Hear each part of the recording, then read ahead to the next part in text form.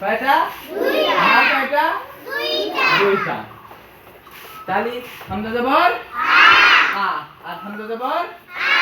আ আর হামজা জের ই হামজা জবর আর হামজা জের ই এক হলে দিতে না হ্যাঁ কি কারণে এক হলো না এটা জবর আর এটা জের তাহলে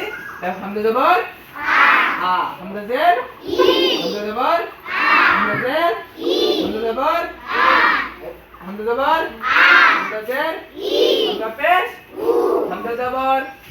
হামজা জের ই হামজা জবর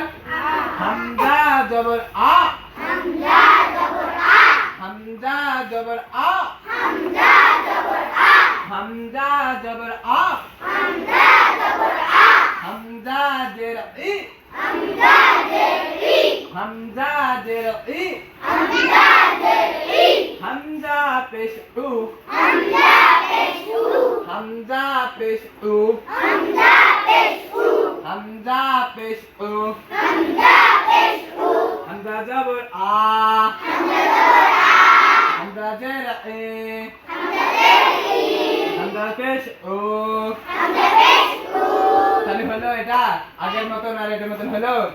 না তাহলে আগের মতন হলো না যদি টান কেন হবে যদি যদি পেশের জবরের উপর যদি পেশের উপর যদি জবর খাড়া জবর থাকে বা মোটা জবর থাকে বা চিকন জেড থাকে তাহলে কি হবে টান হবে কি হবে টান হবে কি হবে যেমন এদিকে না কয় আলিফ তিন আলিফ কয় আলিফ তাহলে হামজা জবর আ এই হলো তাহলে কি হবে হরকত কি হবে হরকত কি হবে হরকত হরকত কেমন পড়া লাগে কে করি তাড়াতাড়ি হামজা জবর হামজা জবর হামজা জবর হামজা জবর হামজা জবর হামজা জের ই হামজা পেশ উ হামজা পেশ উ এ উ নয় উ হামজা পেশ উ হামজা পেশ হামজা জবর হামজা জের ই হামজা পেশ উ তে বুঝে গেল না এখন আপনি পুরোটা পড়ান তো দেখি হুজুর পুরোটাই